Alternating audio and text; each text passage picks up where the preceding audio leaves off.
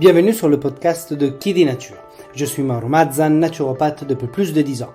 Je me suis spécialisé en pédiatrie après être devenu papa. Je t'aime mon papa d'amour. C'est à ce moment-là que je me suis rendu compte du manque d'informations autour de la prévention et de la santé au naturel pour nos enfants. Un manque d'informations et d'accompagnement auquel énormément de parents sont malheureusement confrontés, auquel avec mon épouse, nous avons été confrontés. Ne vous êtes-vous jamais demandé comment soulager les coliques naturellement? Que faire en cas de RGO si mon enfant est allaité? Quel petit déjeuner tient au corps toute la matinée? Comment soutenir leur immunité? Ou encore, les allergies sont-elles une fatalité? Pourront-elles se résoudre un jour? Faut-il baisser la fièvre? Autant de réponses qui sont difficiles à trouver aujourd'hui en tant que parents, confrontés à trop d'informations, souvent contradictoires. Et c'est une vraie jungle. En effet, les enfants ne sont pas des mini-adultes, mais des organismes complexes en perpétuel changement dû à la croissance. Je souhaite alors, avec Chi di Nature, partager des astuces et mettre un peu d'ordre dans des idées reçues concernant des problématiques pourtant bien réelles, telles que le RGO, les coliques, le sommeil, les allergies, les troubles digestifs, l'immunité, etc. Wow. À travers les épisodes de ce podcast, je souhaite vous accompagner, vous, parents, à travers toutes les étapes de croissance de vos enfants, naturellement. Bienvenue donc sur Chi di Nature. Ici, vous trouverez un accent italien bien marqué. La vita è bella.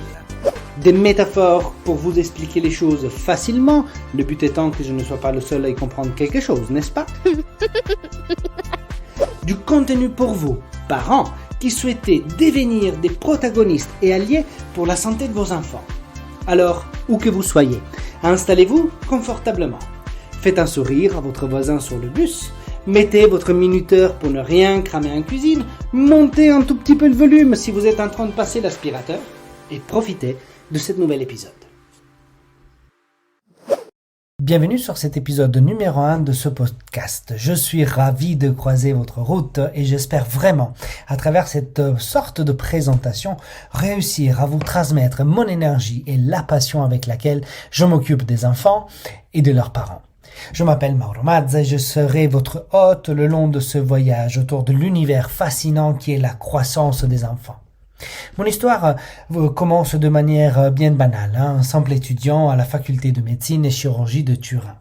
Quelques années passent et jusqu'au jour où je me pose la question qu'il fut pour moi en réalité un peu comme un caillou en pleine tête.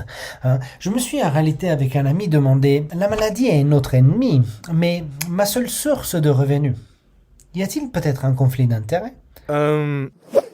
Croyez-moi ou pas, mais je n'ai jamais discuté ma thèse ni fini mes études de médecine. Cette question que je m'étais posée initialement un peu par jeu avec un camarade, en réalité me travaillait en profondeur. Suite à cette espèce de crise d'identité, j'ai donc décidé de changer d'orientation concernant la santé. Ne plus travailler, si vous voulez, au service de la maladie, mais plutôt au service de la prévention. C'est alors que j'ai entrepris mes études de naturopathie. C'est un voyage que, aujourd'hui encore, me surprend par sa richesse.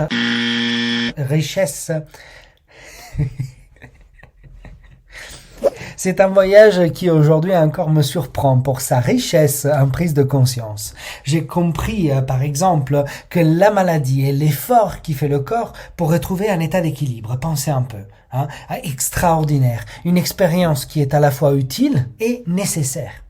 J'ai découvert des réalités du monde qui dépassent n'importe quelle imagination. Saviez-vous par exemple que dans les champs de coton en Afrique, les mamans portent leurs enfants à longueur de journée sur leur dos?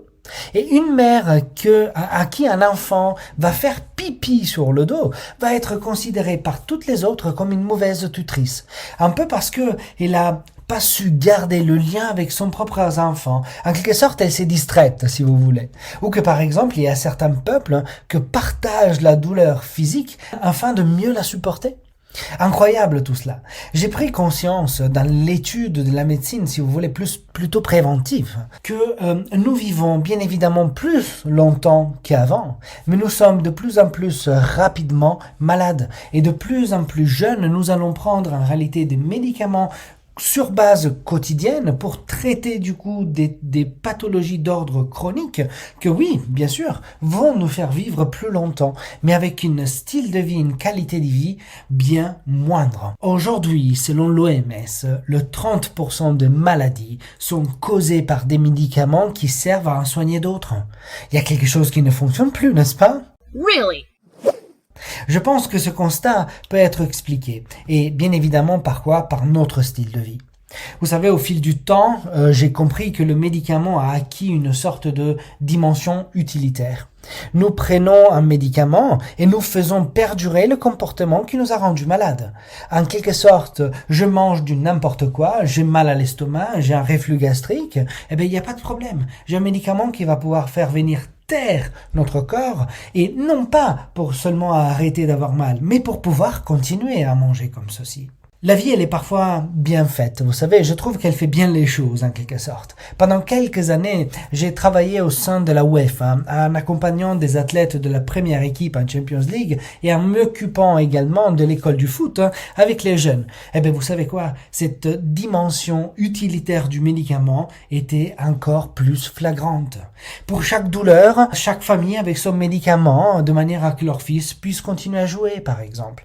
Une alimentation basée complètement autour du sucre, qui était pourtant en favorisant de l'inflammation et du coup des blessures. Une mauvaise gestion du repos pour la récupération à cause d'un stress de performance permanente, omniprésent.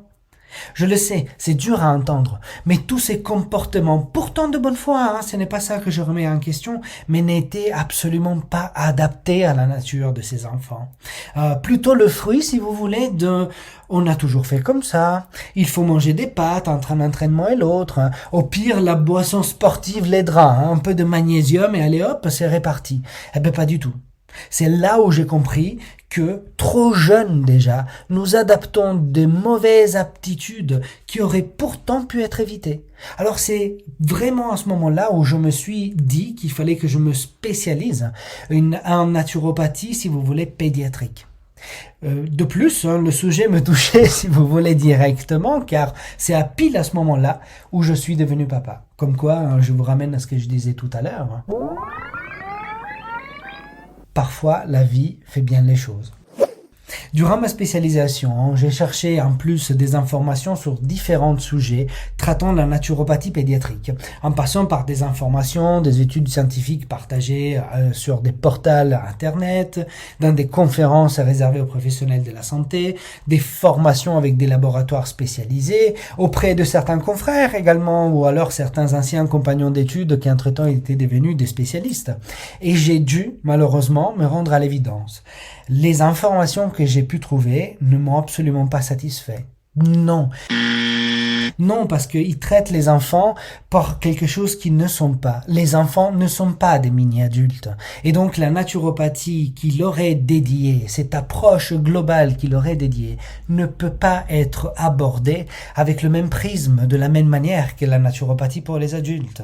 Les enfants sont un univers qui est complètement différent et qui est en constant changement, dû à quoi? Dû à la croissance. Nous vivons actuellement une période comme celui du Covid, une période de changements sanitaires, de changements écologiques et sociaux. Pour la plupart, le moindre de choses qu'on puisse dire, c'est que c'est préoccupant. Alors moi je pense qu'il serait peut-être dans cette situation-là, il se présente à nous une sorte d'occasion que nous pourrions utiliser pour tout repenser. Qu'en dites-vous? Et si c'était une opportunité pour engager le changement?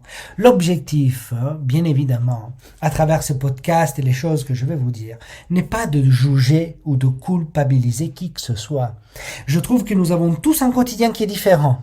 Je vois des familles tous les jours, et je le sais ça. Nos quotidiens sont truffés de contraintes, chacun essaye de faire son mieux pour soi, pour sa famille et pour ses enfants. Je souhaite surtout mettre l'accent sur des réalités que j'espère et vous feront peut-être réagir, mais je pars du principe qu'il vaut mieux savoir plutôt que faire l'autruche. Savoir par exemple que les céréales du petit déjeuner ou la barre chocolatée avec laquelle vous allez les chercher à l'école contiennent 2 fois la quantité de sucre journalière qui est pourtant conseillée pour les enfants. Alors, vous savez, moi aussi je me suis trompé, et royalement il s'agit d'être confronté avec mon épouse aux premières difficultés de croissance de notre fille.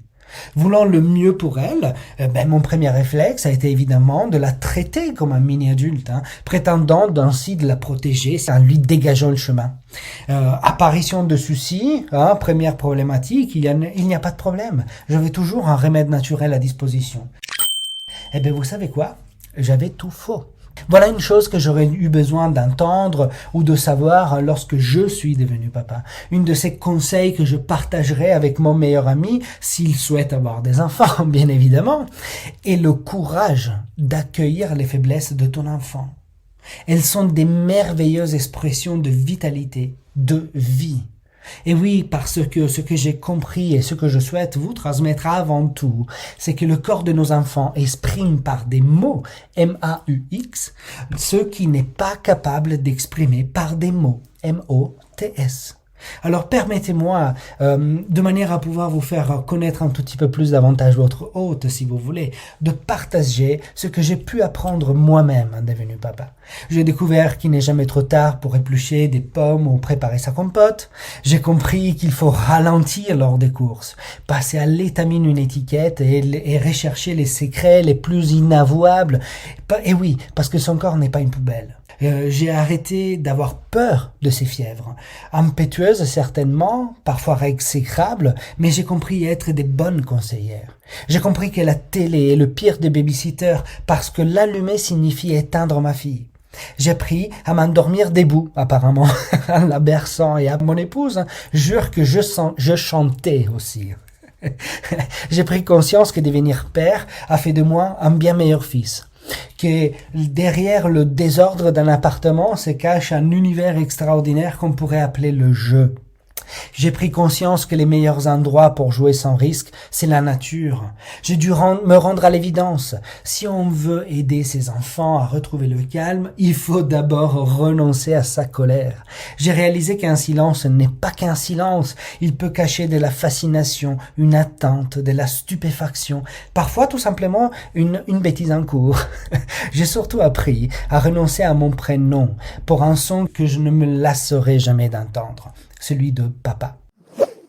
Alors voilà pourquoi j'ai décidé de créer Qui dit Nature. Transmettre mes connaissances en naturopathie pédiatrique pour que aucun parent, aucun enfant ne soit laissé de côté et reçoive les meilleures des informations possibles.